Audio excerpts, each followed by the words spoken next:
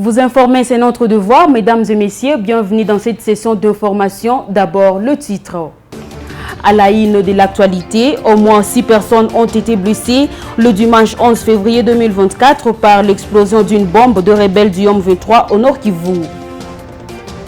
Et puis la situation sécuritaire reste préoccupante à l'est de la République démocratique du Congo.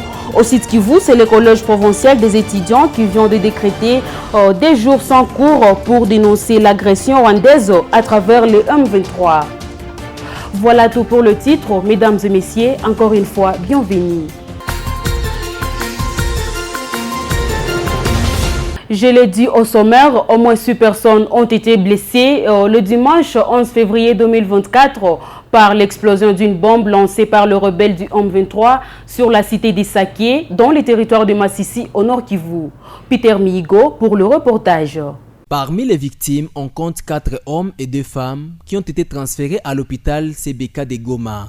La bombe est tombée dans des champs sur la colline Macha, à proximité de la route principale. Ce n'est pas la première fois que Sake est bombardé par les rebelles du M23. Samedi 10 février, une autre bombe a détruit des habitations au quartier Kibali. Des notables de Sake déplorent cette situation et font remarquer que de nombreux habitants sont revenus dans la cité malgré les risques de bombardement. En effet, les conditions de vie dans le champ des déplacés autour de Goma sont très difficiles. Les habitants qui retournent à Sake les font souvent par nécessité car ils n'ont pas d'autre choix que de survivre chez eux. Suite à la nouvelle attaque de dimanche, les habitants qui avaient engagé la cité ont recommencé à fuir vers Goma. La société civile de Massissi demande au gouvernement de régler durablement la question sécuritaire à Sake afin d'éviter à la population des déplacements incessants. Télésphore Mitondeke de la société civile de Massissi déplore également la dégradation de la situation humanitaire à Sake.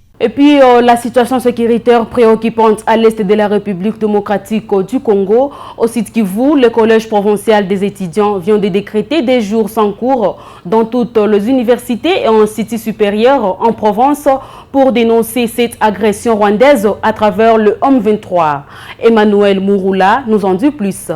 Dans un communiqué rendu public et dont une copie est parvenue à votre chaîne ce lundi, le collège provincial des étudiants invite les étudiants du site Kivu à observer 2 jours sans cours à partir de ce lundi 12 février 2024. Objectif, dénoncer l'agression des M23 dans certaines localités de la province du Nord Kivu et dont la population civile est plus victime. Selon le porte-parole provincial des étudiants du site Kivu, Faham Wabagolo Ami, cet acte n'est qu'une manière pour les étudiants du site Kivu d'alerter l'opinion tant nationale qu'internationale sur les combats qui s'intensifient depuis des semaines maintenant entre les forces armées de la RDC et la rébellion du M23 au Nord Kivu. Des affrontements qui sont à la base de plusieurs mouvements de déplacés des populations civiles qui fuient leur territoire, regrettent ces structures membres de la société civile. Dans tous les étudiants de cesser les cours, parce qu'il n'y aura pas cours dans toute l'étendue de la province, également dans toute l'étendue du territoire national.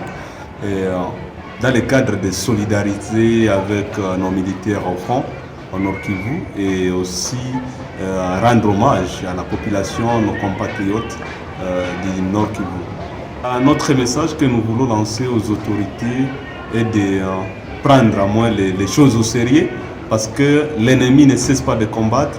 Et nous rappelons en même temps aux autorités que nous, en tant que jeunes étudiants, nous ne sommes pas d'accord que notre pays soit envahi comme ça. C'est pourquoi ils doivent prendre des mesures pour combattre à moins l'ennemi et rétablir, nous ramener aussi la paix. Et cela donc, nous appelons encore une fois l'autorité de pouvoir à moins porter un grand soutien à nos FARDC engagés pour défendre la patrie. Nous ne cessons pas encore de rendre hommage à nos compatriotes du Nord Kivu et plus précisément aux étudiants du Nord Kivu.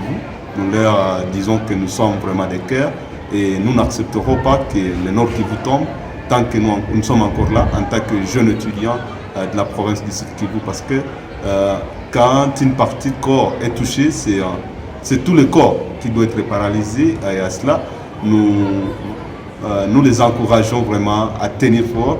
Et nous sommes là aussi, nous les accompagnons dans toute démarche pour voir comment est-ce qu'on doit retrouver encore la paix dans notre pays.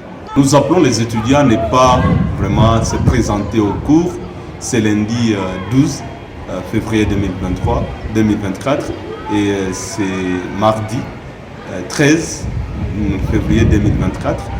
Nous appelons les étudiants à ne pas se présenter au cours.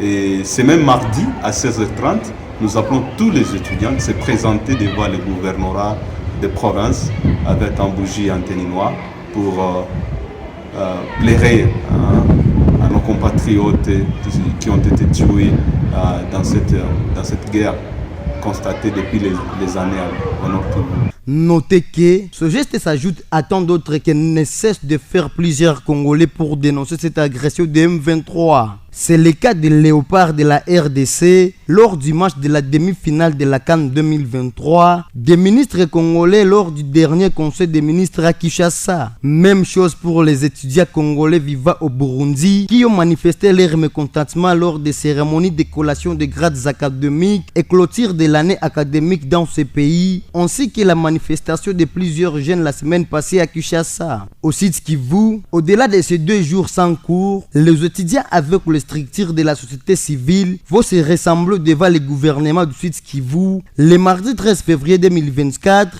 pour manifester leur mécontentement, selon le porte-parole provincial des étudiants. Toujours en sécurité, le bureau de coordination de la société civile du Sud Kivu annonce l'organisation d'une marche pacifique ce jeudi 11 février 2024 à Bukavu, chef-lieu de la province du Sud Kivu. Arlette Bamba pour le reportage.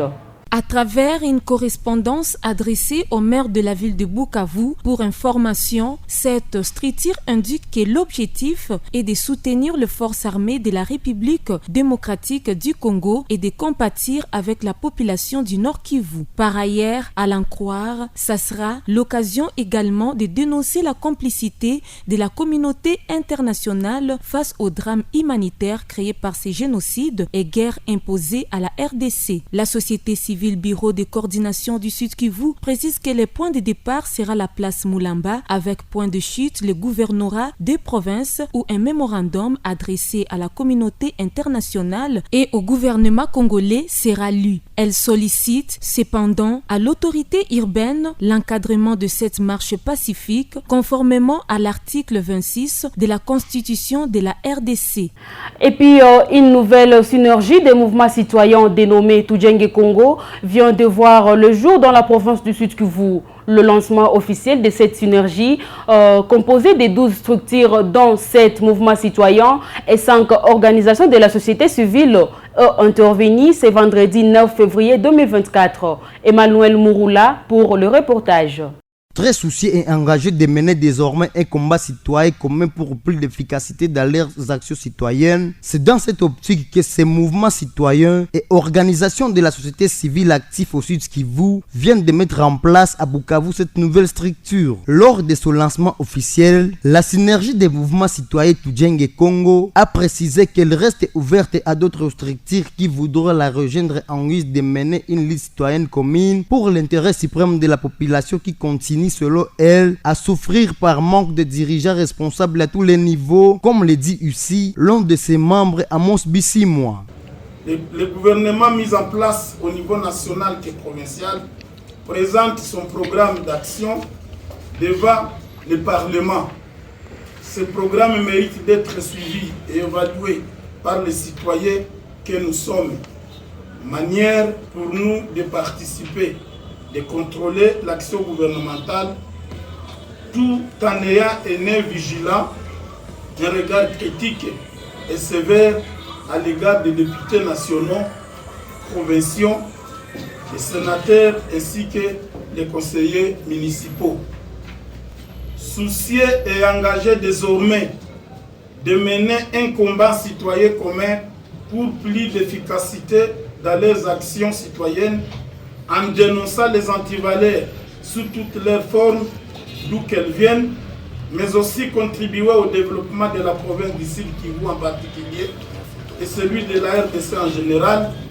Les mouvements citoyens et organisations de la société civile actifs au Sud Kivu viennent de créer à Bukavu une structure dénommée synergie des mouvements citoyens du Djenge Congo, en sigle SMT-RDC, ce vendredi 9 février 2024. La synergie des mouvements citoyens Tudjenge Congo pense que le gouvernement qui sera mis en place au niveau national ainsi que dans des provinces, leur programme mérite d'être suivi et évalué par les citoyens. L'intérêt de mettre en place la dite synergie. Parlons politique à présent. La plateforme Pacte pour un Congo retrouvé, PSR en sigle, dont Vital Kamerhe, l'un des responsables, a été lancé officiellement dans la province du Sud-Kivu le week-end dernier. Son lancement est intervenu au cours d'une assemblée extraordinaire des regroupements membres de cette grande famille politique qui s'est tenue dans la ville de Bukavu. Peter Migo pour le reportage. Au cours de cette assemblée générale, qui a réuni les cadres et membres de ces regroupements politiques qui constituent la dite plateforme, entre autres les regroupements AAINC et AVKDM du Sud de Vital Kamerhe, AB50 de Julien Paluku, PEP AAAP de Kankou Chikou, ainsi que Code de Jean-Lucien Mboussa.